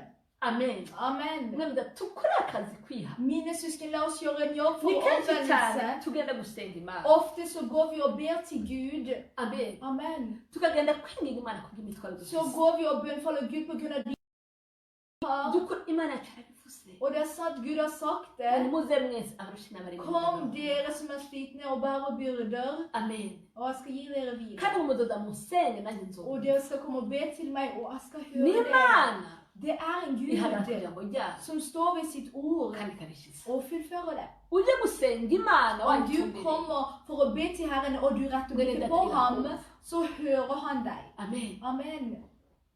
Ibona ko bikwiriye Om han ser at det er verdig, ikagusubiza. så svarer han deg. Kuko ni ukuvuga Fordi det n'iby'iyi betyr dukwiriye n'ibitadukwiriye det er, så man vet hva som er nødvendig for oss, og hva Amen. som ikke er det. tukabona turishurwa Hvis vi ser at vi får svar, tukabona imitwaro yatuvuyeko og vi ser at byrder går vekk fra oss, indwara zigakira sykdommer blir vi helbredet fra, tugasengera ubukene tukabuvamo vi ber for fattigdom, og fattigdommen kommer vi ut av. tugasengera imitwaro ikatuvako Vi ber for byrder, og de byrdene de tas vekk. tugasengera ibigeragezo turimo ibyo bigeragezo Vi tukabivamo ber på de prøvelsene vi står i, og de blir vi tatt ut av. nagenda kuburira ikintu kimwe mwene data La meg si deg en ting, min søsken. icyo cyo kizogutuma uja mu ijuru Det er ikke det som kommer til å gjøre at du kommer til himmelen. amen Amen. icyo si cyo kizogutuma uduga mu ijuru Det er ikke det som kommer til å hjelpe deg å komme til himmelen. ushobora gusaba ibiri muri iyi si Du kan be om ting av verden. iyi si imana yadusizemo ngo tuyibemo Denne verden har Gud lagt oss her for at vi skal leve i yesu wacu verden. nashimwe cyane Pris Herren vår Jesus. kandi yadusizemo ntiyadusizemo ngo tubeho nabi Og han la til oss ikke være her for at vi skulle leve twabivuze dårlig. ko ikitubeshaho nabi Vi har cyane sagt at det som gjør at vi lever dårlig, det er synden. kuko igihe cyose icyaha kigira inkurikizi Fordi ofte så alltid har synden en konsekvens. yesu wacu nashimwe cyane Må vår Jesus være takket. bivuga yuko Det er derfor, iyo dusenga tukishurwa når vi ber og vi får svar, si uko turabagorora det er ikke fordi vi er rettferdige. n'amanagato Ikke i det hele tatt. iyo dusenga tukabona imana ikoze Når ibitangaza vi ber og vi ser Gud gjøre under, tugahagarara mu rushengero og vi står i cyangwa menigheten, tugahagarara mu bantu eller batandukanye vi står blant forskjellige cyangwa mu kuganira mennesker, tugashinga eller når intabana vi snakker med andre og vitner ntibivuga for ko tuba dem, tugororotse det er ikke fordi vi er rettferdige. amen Amen. ariko Men ikinezereza imana det som gleder vår Gud, ni uko twihana er at vi vender om. twumvise yuko ngo umunyabyaha umwe yihana Når en synder vender om, ngo mwinjira bagira gute hva skjer i himmelen? Det blir jubel. amen Amen. uwo munyabyaha umwe yihanye Når en synder vender ngo om, akamurutisha abagororotse mirongo icyenda n'icyenda har mye mer verdi enn de 99 batabona rettferdige, kwihana som ikke trenger Jesus å Kristus. omvende seg. bivuga ko mwene data ngenda tuganira ikintu kimwe Mine søsken, jeg vil at vi skal snakke om en ting. ndakwinginze Jeg bønnfaller deg. kuko inyuma y'ibi turimo muri iyi Fordi si etter det som vi er i her i hari ubundi verden, buzima så fins det et annet liv. ubwo buzima rero butegurwa ubu none Det livet må du forberede her og nå når vi fortsatt er i Amen. denne verden. Amen. ni ukuvuga ko butegurwa tukiri muri iyi si Det forberedes når vi fortsatt er i verden. ngihumeka tukivuga Når du fortsatt puster og vi fortsatt kan snakke sammen. tubishobora guca bugufi tukihana Når vi fortsatt kan ydmyke oss og be om reka tilgivelse. tubikorere akazi La oss gjøre en jobb for det. twihane Vende om. twiyeze Rengjøre oss kugira ngo selv. n'ibyo bintu byose dushaka kuza Slik at gusenga de andre tingene vi kan be for. Amen. Amen. imana ibiduhe turabugororotse Gud kan gi det til oss når vi er rettferdige. imana ibiduhe twejejwe Gud kan gi det til oss når vi Amen. er gjort framfor hans sitt ibyo åsyn. biza bidukurikira Og de tingene som følger etter oss kuko da, icyo imana dushaka ko cya mbere fordi det cyabereye Kristo aller Yesu første som Gud vil med oss, grunnen til at Jesus kom, ni uko umunyabyaha yihana er for at synderen skulle yesu omvende wacu seg. ntashimwe cyane kandi ahabwa Må vår icyubahiro Jesus være takket og ære. amen Amen. ni ukuvuga yuko Det betyr abafarisayo fariserene, mu mitima yabo hari byinshi de hadde mange ting i deres hjerte. amen Amen. harimo ibyaha De var fullt av kandi nabo synder, barasenga og de ba. bari baje amasinagogi De gikk i synagogene, bagasenga imana og de ba til Gud. bagasengera abantu De ba for mennesker. ndetse bakanihanisha abantu Og til og med de hjalp andre å bekjenne sine synder, men likevel så var de fullt av. amen Amen. mwene data uyu munsi Min søsken, i imana dag, yabajwe na twebwe abakozi b'imana Gud sørger over vi som er Guds ingene tjenere. twifashe ingene tubayeho Hvordan mu vi mashingo oppfører oss, og hvordan vi er framfor Gud. uyu munsi abakozi b'imana birirwa baracana mu bashwana Dagen i dag så er det mange av Guds tjenere som er Akkurat ikke det klarer å var komme det overens. De er fulle av sjalusi mot mu hverandre. mashengero I menigheten. abakristo birirwa bagirana amashanyarazi Synder, kristne, de er sjalue mot hverandre. amen Amen. bashobora kuba mu rushengero rw'imana bahoberana De kan babana være baganira at, neza og i menigheten de er gode venner, de klemmer hverandre, snakker godt ariko om ngo hverandre. bashikaho hanze ntibahane na yabo Men bare de kommer der ute, så sier ikke de hei til hverandre engang. ibyo binejeje imana bwoko bw'imana Kan det glede Gud, Guds folk? ibyo binejeje imana shengero ry'imana Kan det glede Gud, Guds menighet? ibyo ni ibintu bibabaza imana cyane Det er virkelig noe som sårer Guds hjerte. mbega ko abantu buzuye amashengero Det y'Imana at folk har fulgt av i Guds menighet. huzuyemo abasambanyi Det er fulgt av horkarer. huzuyemo imborerwa Det er fulgt av de som drikker. urwanko ari urwanko Og det er hat av hat. harimo imitima yifuza isi Det er hjerter som lyster etter verden. harimo impunzi z'amahera Det er de som det er penger harimo og abantu batabarira og folk som ikke vil tilgi. Imana mugira ishimwe cyane Og må Gud Dette er himmelen n'ibindi takke byaha og byinshi. mange andre synder. mwene data Min søsken. ishengero ry'Imana umunsi y'ukuri agenda hehe Guds menighet, hvor er det de er på vei til i dag? nagenda kubwira ikintu La kimwe meg si deg en ting. twibuke yuko urubanza ruzohera mu ngoro y'Imana La oss huske at dommen skal begynne i Herrens nimba rero menighet. ko urubanza ruzohera mu ngoro y'Imana Hvis dommen skal begynne i Herrens reka menighet, bagira ubuntu la oss vi som er Guds nåde kjenner mureke Gud. tubeho uko Imana ishaka La oss leve slik Gud vil at vi skal leve. kuko uwo Imana ishaka ni ukwihana ibyaha Fordi det Gud vil er at vi skal vende om fra våre yesu wacu synder. nahabwa icyubahiro Må cy'ubushobozi. få Jesus for all sin Amen. ære. Amen. kuko ntitubone ko twumvise ngo twishugwa Vi må ikke se Imitwaro bare yacu. fordi vi får svar. twarazi ko kuzuba tuba ntamuka Det at det er få bønnesvar er ikke det som kommer til å gjøre at jeg kommer meg forbi porten. ariko Imana izombaza nawe uzokubaza Men Gud skal spørre deg, og han skal spørre meg. ngo warambonye Du har sett meg.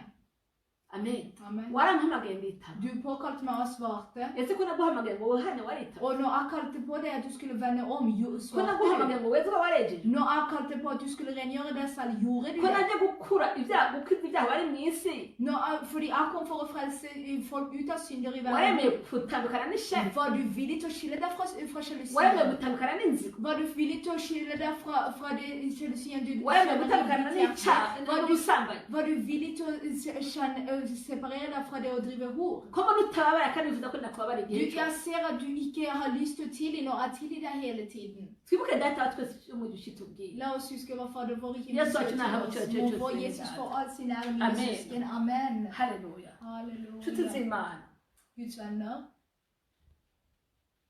turakwiriye guca bugufi vi må omvende oss. kugira ngo dushitse icyazanye Yesu Kristo mu isi For at vi skal fullføre det som gjør at Jesus kom til verden. kuko Yesu yaje ngo dutegure imitima yacu Jesus kom for at vi skulle forberede våre hjerter. twezwe Rengjøre oss. kuko utejejwe ntazobona Fordi Imana. den som ikke er rengjort, kommer ikke til å se Gud. utejejwe Den ntazobona som Imana. ikke er rengjort, kommer ikke til å se iryo Gud. ni ijambo ry'Imana Det er Guds ntituzorenga ord, vi kan ikke gå forbi det.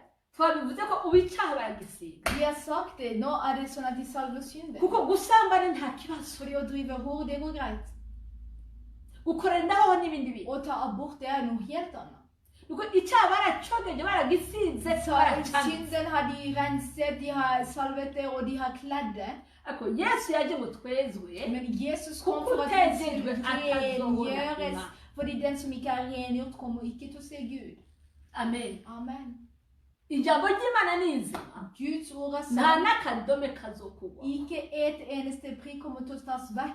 uko Imana yabivuze byose bizoshika uko nyene Slik Gud har sagt det, sånn skal det niba fullføres. uriya mugore yazi ko ari umusambanyi akaza kuriza Hvis Yesu denne kvinnen visste at hun var synder, men likevel hun søkte Jesus. amen Amen. reka natwe turire Imana kugira ngo idukure La oss også gråte til Herren så han kan hari ta naho oss ut ushobora av kuba synden. waragerageje ukifuza ukwihana no kwiyeza ukumva umubiri ukakunanira Det kan være tider der du har prøvd, du ønsker virkelig å vende om, men kroppen er vanskelig for deg. mwene data ririra Yesu arabishoboye Mine søsken, gråt til Jesus, han klarer å redde deg og frelse deg. azobona umutima uri mu bushake Han ser det hjertet som har vilje. kuko ujya mugore nawe yari mufite ubushake mu Akkurat mutima som denne kvinnen hadde vilje i sitt nawe hjerte. azokubohora Og gukiza han kommer til å sette deg fri og frelse deg. Yesu wacu nashimye Må cyane vår Jesus være nshuti takket. z'Imana ngomara gusaba Guds ikintu venner, jeg vil be deg om en ting. uko iyo dukenye ikintu tugenda imbere y'Imana tukarira Måten vi, når vi mangler noen ting, vi går til Gud og vi kuko virkelig dufite gråter. inyota yo gushika ku kintu Fordi vi tørster etter å nå til en ting. reka turire twifuza ijuru La oss gråte og ønske oss himmelen. reka turire dutakambira Imana ngo tube tubane La nayo oss gråte og Ubwami bwawe. bønnfalle Gud om at vi skal være med han, leve med han i hans kuko sitt iyi rike. si iriko iragenda n'ibiri muri Fordi denne verden er på vei med sitt egne ting. amen Amen. bivuga ariko reka tureke kugendana n'isi La oss ikke gå sammen med verden. kuko umwe tunira atari inyama Fordi han n'amaraso som vi slåss mot, som ikke er kjøtt og blod, ariko aragerageza kuza han kubisiga prøver å komme og salve ting. kugira ngo n'abantu bagende mu byaha bazi ko ari For amahoro at folk skal vandre i synder og tro at alt er greit. ariko wewe Men han, arazi icyaha icyo ari cyo. han vet vad synden Ivuga ko natwe är. abana b'Imana Vi som Guds barn då, turakeneye kumenya icyaha n'ikitari icyaha. vi må vite forskjellen på vad som är synd eller vad som inte är synd. Amen. Amen. Rero uwo Yesu kandi yagenda umunyabyaha Jesus som besökte kandi akongera syndare agasangira nabo och spiste samman Amen. med dem. Amen. kuko natwe uyu munsi asangira nawe. Akkurat som han spiser Kuko samman med n'uyu oss munsi ari kumwe idag. natwe. För i dagen idag så är han med Nshuti oss. y'Imana Guds vän, reka natwe dukize la oss tillåta han till att frälsa oss. kugira ngo ntadatubwire Slik att han inte säger till twitwa ngo oss. turi mu rubyaro rwa Aburahamu Vi kallar oss att vi är bland Adams art. atubwira Abrahams ati art. ndi imbere sindabazi. Och så säger han till oss, gå väck från mig, jag har aldrig känt Amen. er. Amen. ngo bitubwire Och så att han inte ska kuko säga tutari till mu oss rubyaro rwa Aburahamu att vi inte är bland Abrahams nk'uko art. b'abafarisayo babaye. Akkurat som han har sagt till fariséerna. Amen. Amen. iyo Imana yamugiriye kwishimiye När Gud har ugira behag i amahoro dig n'umunezero mwinshi så har du stor kandi glädje och ukagira fred. umwidegenzo Och du har frihet. kandi ndetse ugira amahoro ahereye imbere Och mu du mutima. har fred som kommer från det inre tugiye hjärtat. gusoma ijambo ry'Imana riri muri Zaburi 32. Vi ska läsa Guds ord, Salmen 32. Amen. Amen. Zaburi 32 Salmen 32. mu gihe cya Dawidi. I Davids sin tid. Amen. Amen. twumve nyine musabye uhoraho Dawidi Vi ska höra hvordan Guds tjänar David, yasenze Imana. han bad till Gud. Amen. kuko yagira ubuntu n'Imana bukomeye cyane. För han fick, Gud visste han virkelig hans nåde. Amen. Arahishurirwa ibanga Han fick en uppenbaring ryo kumenya umuhirwe uwo ari we. av och vita hemligheten om att vem är den saliga. abana b'abantu Människor. iyo bavuga ngo umuntu uriya muntu ushanga uriya muntu ngo ni umuhirwe kwe Och virkelig den här personen är välsignad eller den personen Ja, är men salig. När hon människor vet- ser detta afite ubutunzi. så ser de ofta på rikdomen. Amen. afite akazi keza Ser på den fina jobben. afite iby'isi muri make Eller som kort sagt så är det de tingene av världen de ser på. ariko ndagenda kubwira Men låt mig säga dig, Yesu Kristo Jesus Kristus, yabwiye ubutunzi han sa till den rike mannen ngo anezerewe n'ubutunzi bwiwe, som glädde sig över sin rikdom, anezerewe n'ibyo yimbura. som glädde sig över det han höstet. arabwira ati mutima wanjye Och så tuza sa han, åh till mig, mitt hjärta må du vara ati kuko fredfull. ufite ibyo urya n'ibyo För du unywa. har något att spisa och något att dricka. ngo asambura ibigega byiwe Och så öppnade han upp alla sina yubaka krukkor. ibindi bishasha Och så byggde han och nya. kugira ngo aze yimburiremo ibyo aremye För byose att han ubutunzi skulle bwiwe. hösta in allt det rikdomen hans. ariko Yesu ngo aragenda amubwira Men så gick Jesus och sa till han, ati wakijuju din dåre, ati uyu munsi dagen idag urakwa ubugingo bwawe. så ska livet bli fratat. Amen. Amen. kuko n'Imana izi iminsi yacu För det är där vår Gud som känner de dagarna vi ska leva. mwene data rondera Imana izi iminsi yawe Mina kubaho. syskon, sök den Gud som känner hur många dagar du kuko ska inyuma leva. y'ubu buzima hari För ubu. efter detta livet så finns det ett annat. Yesu arashimwe cyane. Må Jesus vara Nimwicare tacklig. mudirane muri ibyo Inte bintu. bara sitta och lända tillbaka i det du Har- är i. Det finns ett annat liv. niba hari ibyo ukenye Visst är det du bisabe manglar? imbere ariko banze kurondera ibyo Be ukeneye. om det, men först och främst sök Guds niba rike. hari ibyo uhagije Om det du manglar, bisabe niba narabivuze mu musenge ni byiza be. För Gud har säkert sagt det. Be, ariko banze det är urondere bra. ubwami bw'Imana. Men sök efter Guds rike banze först och urondere främst. kuzobona Imana. Sök det och känn Gud och aho se naho ni Gud. kwakwezwa nta kindi. Det är det där rengörelse, där Jesus ingenting nashimwe annat. Må Jesus reka vara twumve icyo Dawidi tacklig. yavuze ku muhimba Låt oss höra vad David muri sa om Zaburi saliga. 32. Salmen är 32, turasoma umurongo wa mbere n'uwa kabiri vers 1 och 2. no guhera kwa gatanu gushika ku munani. Och så ska vi läsa från 5 till 8. yaravuze ngo Han sa, ngo hahirwa uwahariwe gucumura kwiwe icyaha ciwe kigatwikira. salig är den som har fått sina överträdelser tillgift ngo hahirwa umuntu uhoraho adaharwa kukugabitanya, och synder skyld. Salig är det människa som Herren icke tillregnar umutima skyld we ntuwemo ubugunge. och som är utan svik i sin ond. Amen. Amen. twabyumvise ishingiro ry'Imana. Hörte vi det Guds mening? nguyu umuhirwe uwo ari we. Det är den som är den ni saliga. uw'Imana idaharwa kw'ibicumuro Det är den som Herren icke tillregnar kandi synder umutima för. we ntubike inzigo n'ishyari Och n'urwango deras no kubuza hjärta abandi icke n'ibindi. bevarar synder, jalusi eller Amen. andra ting. Amen. n'ufise umutima wiwe wabohotse, Det är en som har ett hjärta som har blivit satt fri. n'ufise umutima wubaha Imana Det är den som har ett hjärta som fruktar Herren. ugatinya Imana ugakunda Imana, Och fruktar Herren, respekterar honom och älskar n'umutima honom. uzi icyo Kristo Yesu yaje gukora ngaha Det muri är iyi si. ett hjärta som vet vad Jesus Kristus har Amen. kommit för att göra i denna världen. Amen. icyo gihe nawe yakatakambira Imana. Akkurat där och där så bönfallte han också kuri gatanu Gud. yaratubwiye På vers 5 så säger ngo han, nakwemereye icyaha det cyanjye har bekänt min synd för ngo dig sinatwikiriye och ukugabitanya däcket kwanjye. icke över min skyld. ngo navuze ndaturira uhoraho ibicumuro byanjye Jeg sa, nå vil jeg bekjenne mine synder for Herren, nawe umparira ukugabitanya kw'icyaha og du cyanjye tok bort min syndeskyld. ngo nicyo gituma Derfor, ukubaha we stillingen til den andre, umuhirwe si wundi birirwa aravuga ku mateleviziyo den salige er ikke den som de alltid snakker Nå om må jeg på ja. TV-en eller på radioene. amen Amen. umuhirwe si wundi uzi ko konti yuzuye Den salige er ikke den som vet at kontoen deres er full. umuhirwe si wundi uzi ko harura amazu afise Den salige er ikke den som kan telle hvor mange hus de eier. umuhirwe Den salige, n'uwahariwe ibicumuro byawe det byose er den som har fått sine synder tilgitt. umuhirwe n'ubaha imana Den salige er den som respekterer Gud. mwene ati aya majambo ndazi ko ari amajambo ataryohera abantu benshi Mine cyane mu matwi. søsken, jeg vet at disse ordene ikke er ord som er godt å høre for mange. ariko nagenda kubwira wowe ne aryohera urahirwe Men cyane du som gleder seg disse ordene, du Hvorfor er uri virkelig munzira salig, y'Imana? fordi du er på livets vei. yesu turashimye Må cyane Jesus være takket. nicyo gituma Det er derfor dawidi yabivuze neza David sa det godt.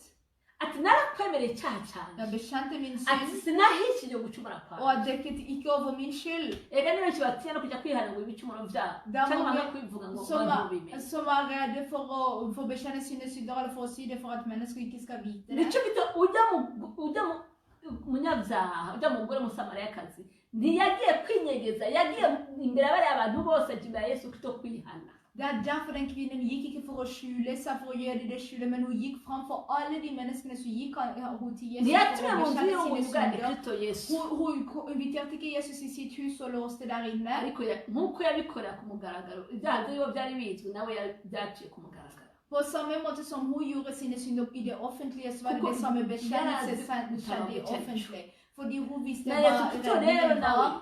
Jesus Kristus også. yavuze ati sinahishije icyaha cyanjye Og David sa at han ikke skjulte sine ati synder. naravuze naturohoraho ibicumuro byanjye Han sa byose at han skal bekjenne alle mine synder for mwene Herren. data ibyo byaha abantu bibikamo De der synder som mennesker bevarer i seg selv, de der ndababwira inshuti y'imana La meg si dere Guds ni nka venner. bombe umuntu yibitse Det er som en bombe man bevarer i seg iyo selv. bombe niyo ejo ishobora kuza ikazagutuza Den bomba er det som kan komme og eksplodere i deg. amen Amen. kuko wanse kuyikura Fordi du ikke vil kaste den ut når det fortsatt er wihede yesu kristo sånn. ngo gutabara Og gi deg selv til Jesus, så han kan Amen. redde deg og sette deg fri. ibyo nibyo bituma abantu bakorera imana Det er det som gjør at folk tjener kuko Gud. bibitsemo ibyaha Men fordi de har bevart umunsi synder i w'izina seg, basanga basubiye inyuma nabyo en dag så går de og faller tilbake på en kuko veldig icyaha stor ni imbuto måte. irakura Fordi synden er det er en dårlig frukt, en frø som virkelig hamwe vokser. n'uko aribyo bibuza abantu amahoro På samme måte som det er det som plager ugasanga mennesker. batanezererwa ibyiza Og by'abantu så kan ikke de glede seg overfor av velsignelser av Amen. andre. Amen. ugasanga bagira amashyari n'inzigo kuko Og bafite så har de ibyaha mu mitima sjalusi yabo og sinne fordi de har synder i sitt hjerte. bigatuma kandi nimba imana yahaye umugongo kristo yesu ku musaraba Og det betyr at hvis Gud vendte ryggen til Jesus på korset, izokunezerwa gute wowe mwana w'imana kandi wuzuye ibyaha mu mutima wawe hvordan skal han da glede seg overfor deg, Guds barn, når du er full av Nicyo synder i gituma sitt David eget hjerte? Det er derfor David yagihanye han bekjente sine Akkurat. synder og bekjente virkelig Amen. dem. Amen. imana ishimwe cyane Må Gud være takket.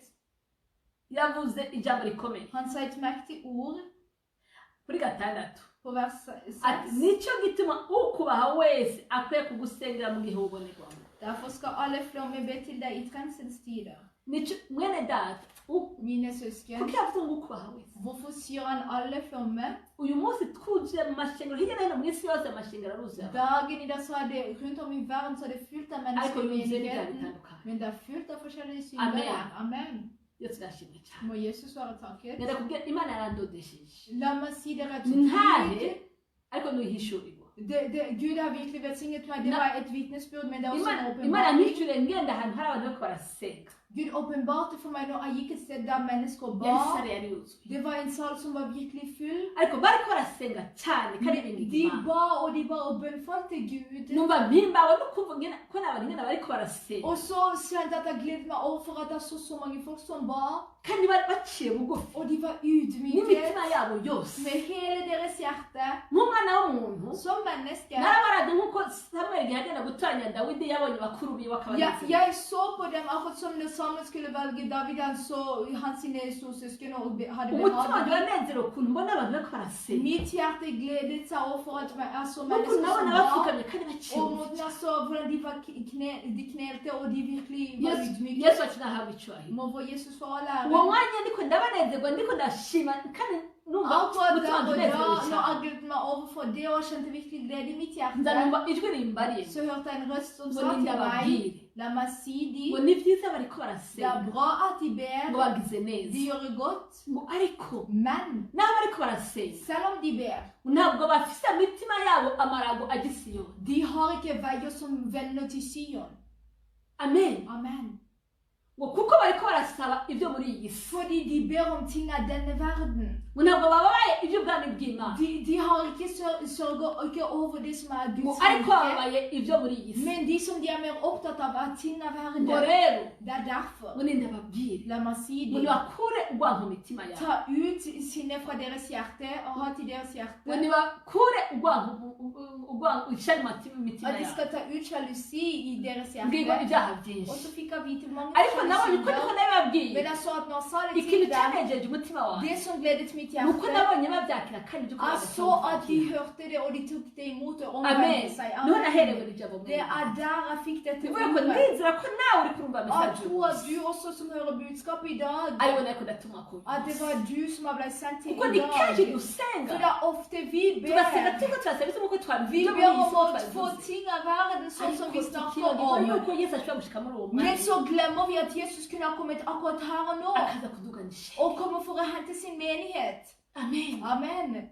nicyo gituma twumvise ijambo Det ry'imana er derfor vi hørte Guds ord. dawidi avuze ngo napfa turi icyaha cyane David sier, jeg bekjente mine sinatwikiriye synder, kubwabitanya jeg kwawe skjulte og ikke over ngo min ntabwo synders skyld. nzatura uhora ibicumuro byanjye Jeg byose sa at jeg skal bekjenne alle mine synder for nawe Herren, amara kubwabitanya ku og cyaha han cyanjye tok bort all min synders ati skyld. nicyo gituma ukubaha rero Det er derfor amen de flomme, bene data ubaha imana de som er flomme, atinya kuza imbere yayo n'icyaha så frykter de å komme nær Gud med nicyo gituma synd. n'imbere yuko twaba dutangura Det er gusenga derfor hver gang når vi begynner å dufite be, umuco muri girugali wo kubanza så kwiha har vi denne kulturen vane i Gilgal der vi Amen. begynner med kuko nicyo ydmykelse. ritubwira Fordi det er det Bibelen sier til sinshobora oss. kuza kuyishima no kuza Jeg kuyisaba kan ikke komme og takke han og ntabanje be han kwitandukanya n'ibindi uten å skille meg fra det som anklager ibindega nabyo meg. ni ibyaha Og det som anklager meg, det er synd. amen Amen. kuko ni umwana w'umuntu Fordi jeg er menneske. hariho n'igihe bishobora kunyihisha Og det kan nkabyibagirwa. være til tider der det skjuler seg for meg, og jeg ariko glemmer turabwira det. imana n'ibyo Men vi byatwigishije sier til yitwara Gud, Gud, det som er skjult for meg, tilgi meg for det. amen Amen. yesu wacu nashimwe Må cyane vår Jesus være umviza takknemlig. rero ihimbara imana Hør Uyu murongo på munani. hva Gud har behag i her, vers iratubwiye 8. Han sier til ikibwira oss, dawidi kuko yemeye kwatura icyaha cyiwe cyose fordi David var villig til å bekjenne sine synder, iramubwiye ngo nzokwigisha nkwereke inzira så ucamo sier jeg vil Amen. lære deg og vise deg den veien du skal gå. ngo nzokugira inama Jeg skal gi deg ngo råd, ijisho ryanjye rizokugumako og mitt øye hviler på deg.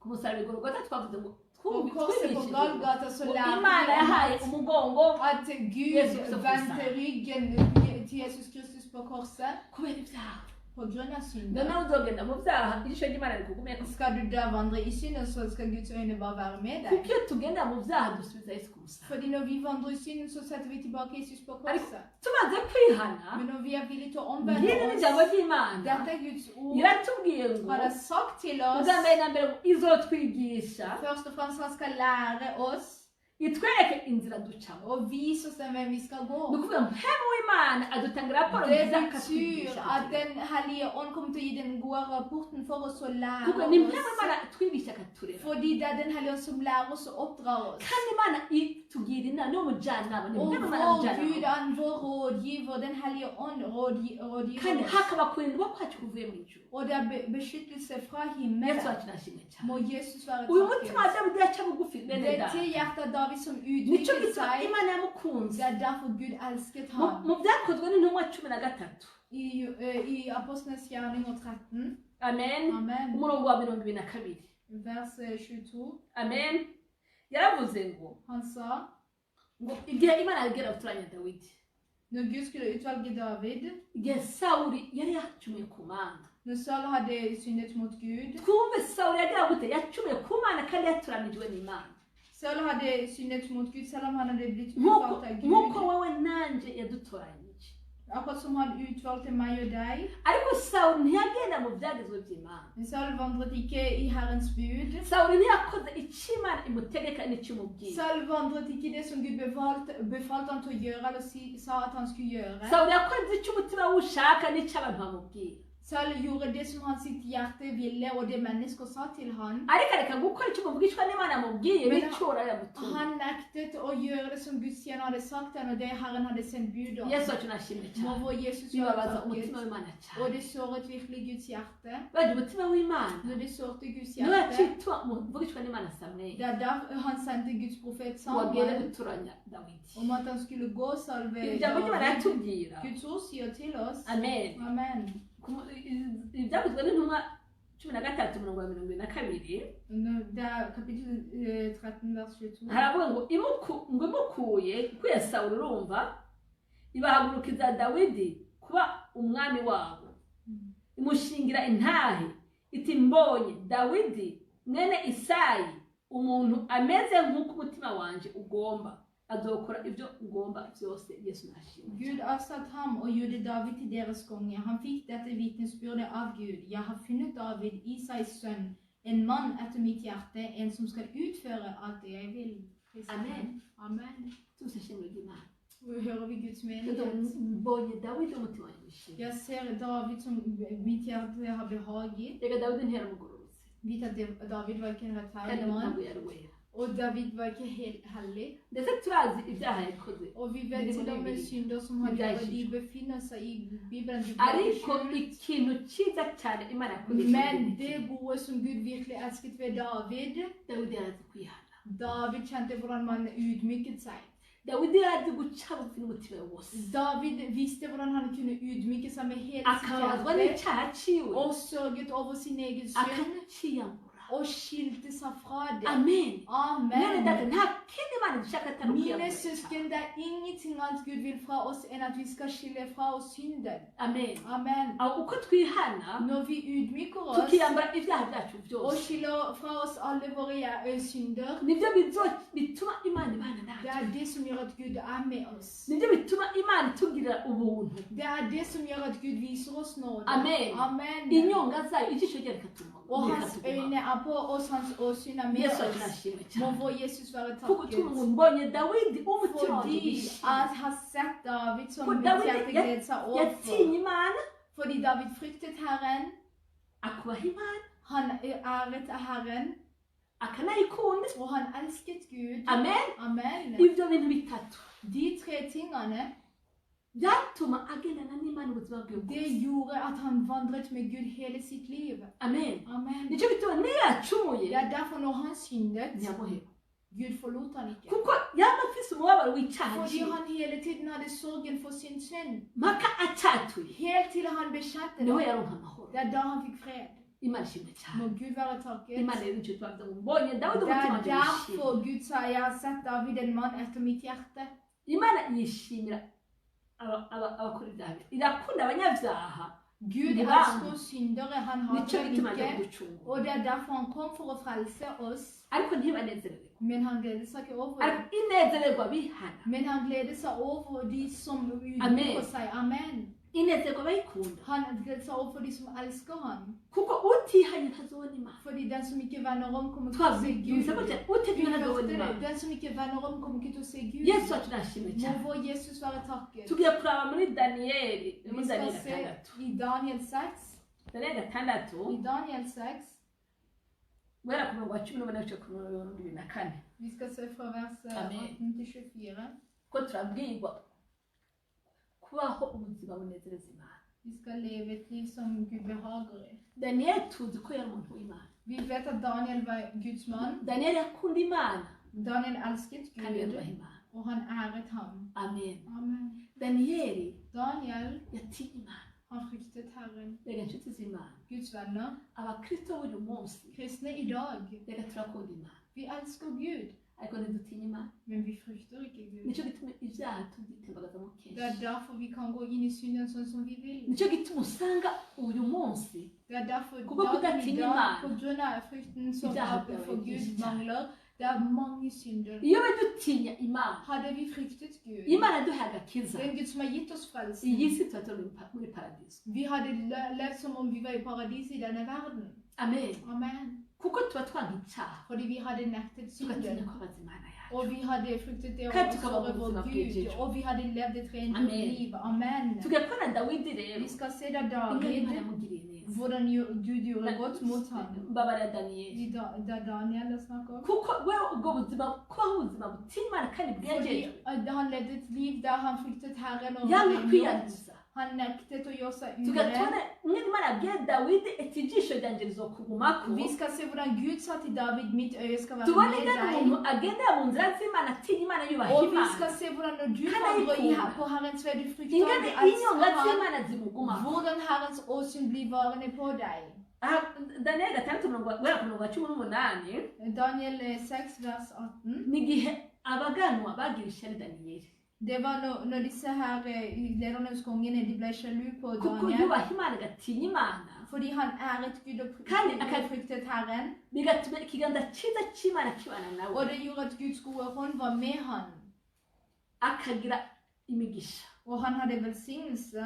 akaboneka neza ku mwami Og han hadde en god hånd hos ndetse no mu gihugu kongen. cyose Og til og med i hele cyo muri landet. babuloni I hele Babylon. Amen. Amen. rero ku bw'ibyo rero For det, bituma abaganwa bagira ishyari ku bwiwe det gjorde at riksrådene de ble sjalu på hans vegne.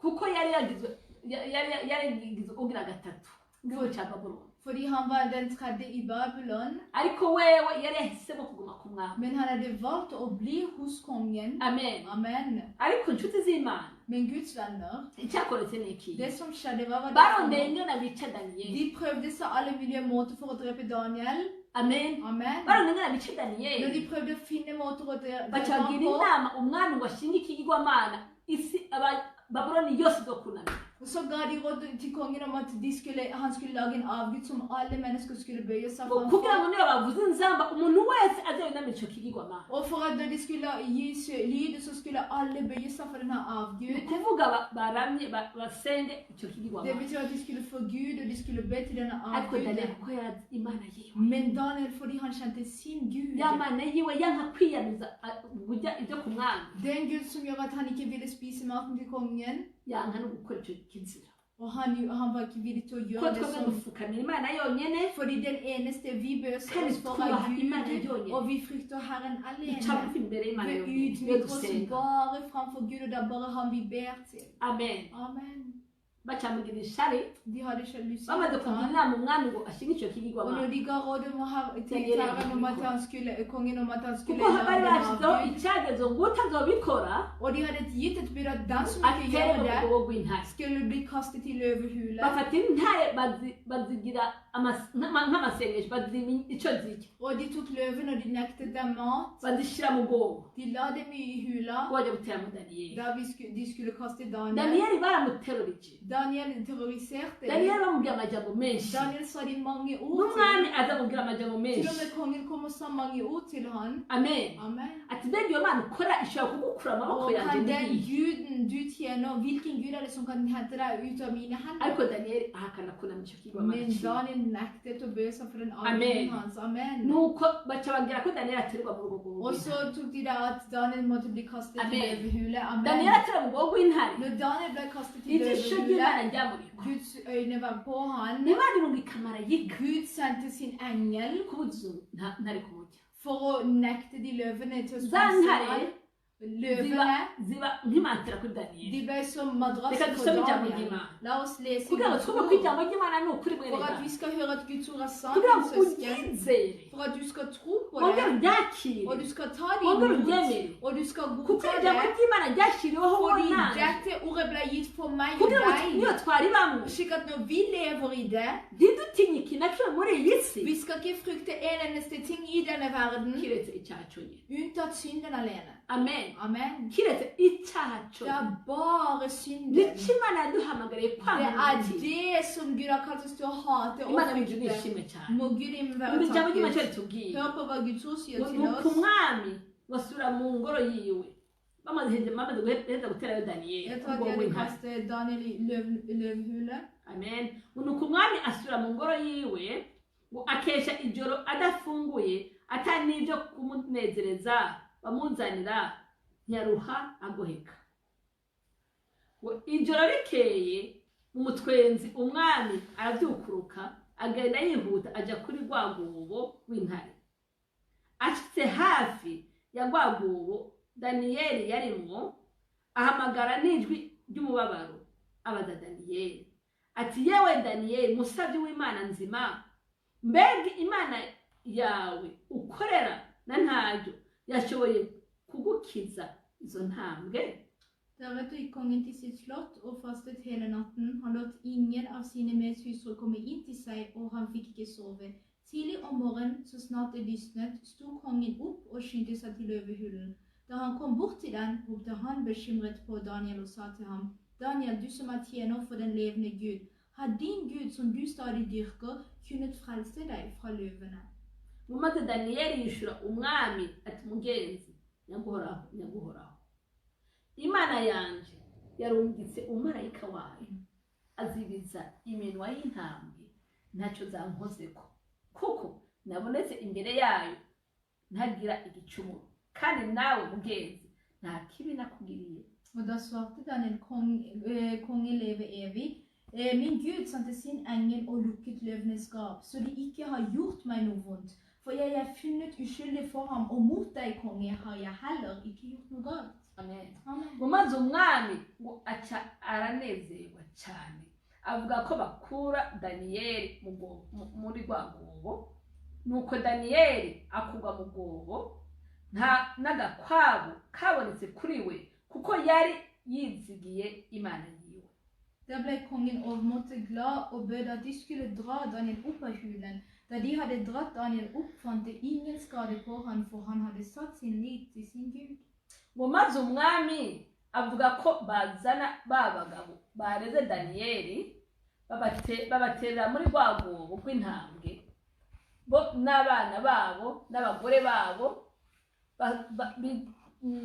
zibasamira mu kirere, zibajanjagurana n'amagufa yabo batarushe bashika no hasi mu rwobo. Yesu nashimwe cyane. Kongen ga nå befaling om at de mennene som hadde anklaget Daniel skulle hentes og kastes i løvehulen, sammen med sine barn og hustruer. De hadde ikke nådd bunnen av hulen før løvene grep dem og knuste hvert bein i kroppen på dem. Imana mwishime Må bene. Gud himmel være takket, mine søstre. Kumvishira by'Imana bitubwiye ingena Imana yabwiye Dawidi. Som sier hva Gud sa til David. Dawidi amaze kwihana, David, etter at han hadde omvendt seg, yamubwiye ati nzokugira inama, han sa at jeg skal gi deg råd, kandi ijisho ryanjye og rizokugumaho. mitt åsyn skal være på deg. Mwene data nitwe bitwigirira inama. Mine søsken, det er vi som gjør dårlig mot oss Ikintu selv. kigumitsa abantu mu byaha, Det som gjør at mennesker blir ni wa varme synden, mushukanyi adushuka, det er djevelen som lurer kuko oss. kuva mu byaha niko kugendana n'Imana, Fordi det å vende om fra synden, det er det å kuva vandre mu byaha niko med Gud. kurindwa Og n'Imana, det å vandre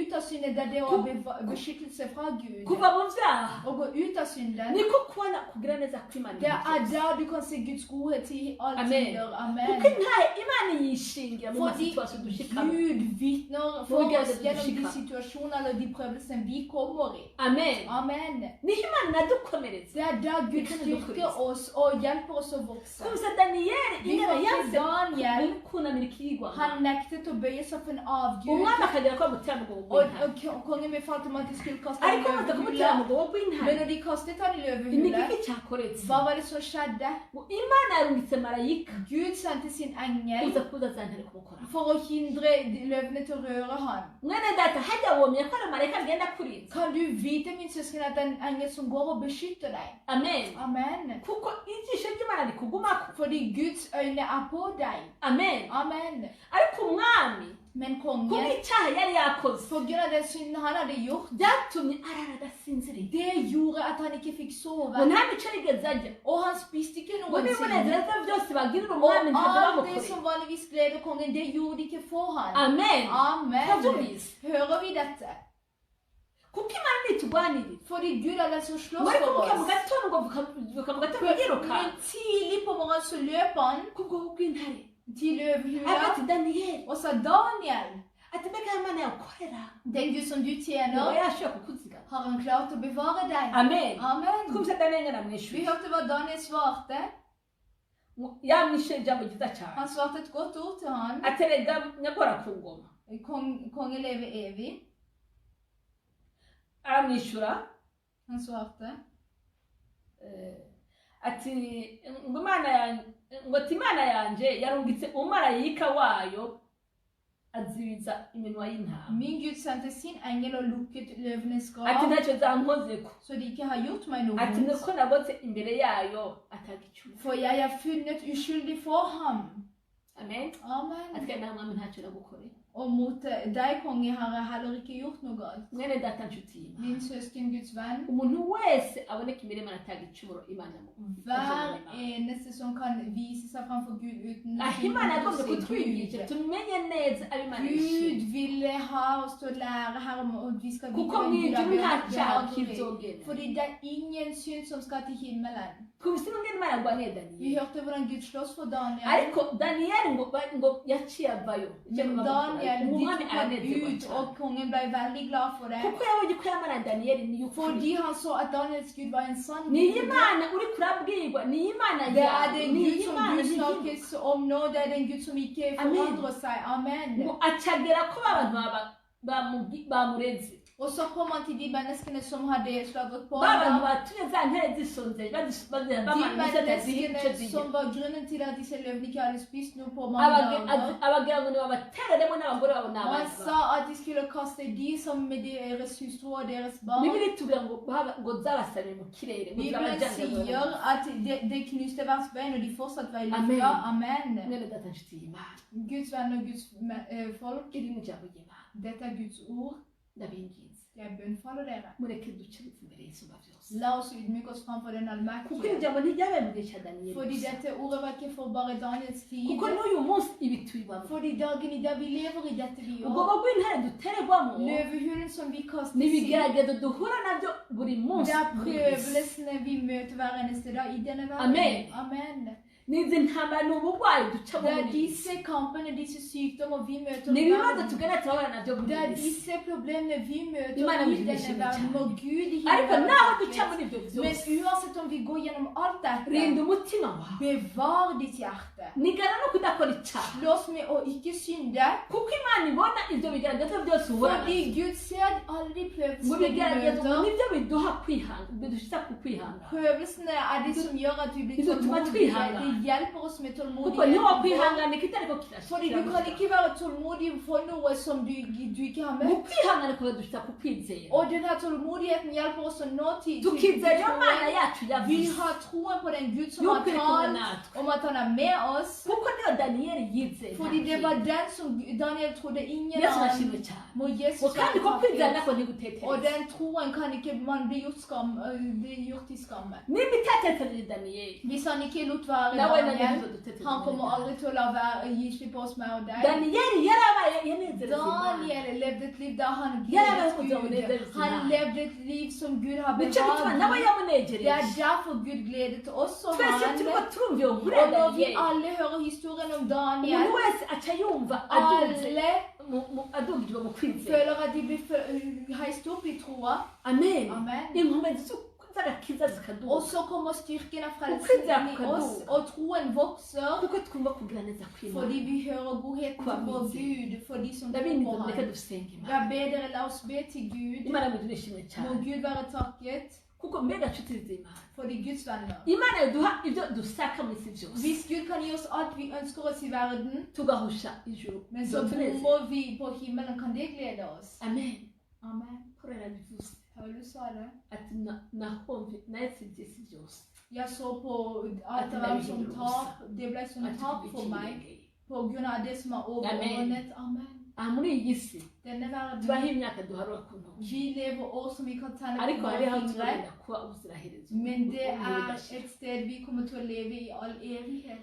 ndabinze mureke dusenge Jeg imana bønnfaller dere, la oss be kandi iyo til tubayeho Gud. mu buzima Og bwegeje når vi lever et rengjort iyi liv, migisha yose imana asize mu isi alle de velsignelsene Gud har lagt nk'uko i yabibwiye verden, abanyisirayeli akkurat som han sa det til bene data israelittene, baradukurikira mine søsken, det følger etter icya oss. mbere kitubakora Det iki første som skjer med oss, hva er ni det amahoro yo for mu noe? Det mutima er fred i hjertet. imana ishimwe cyane Må Gud være amahoro takket. mu mutima umaze Og fred i kuyabona hjertet etter at du har det, ubaho neza du lever godt. kuko ubanye neza n'imana yawe Fordi du lever godt med din Gud. bituma n'ibyo byose yaturemeye mu isi Det gjør at alt det han har skapt icyo for oss i yakuremeye cyose verden, kuzogishika ko alt det som kuzogishika han har skapt for at du skulle nå frem til, det kommer du til å nå frem til. kuko nta kizabuza umugambi w'Imana kugushika ko Fordi uhagaze neza ingenting kommer til å hindre Guds plan å nå frem til at Amen. vi står godt.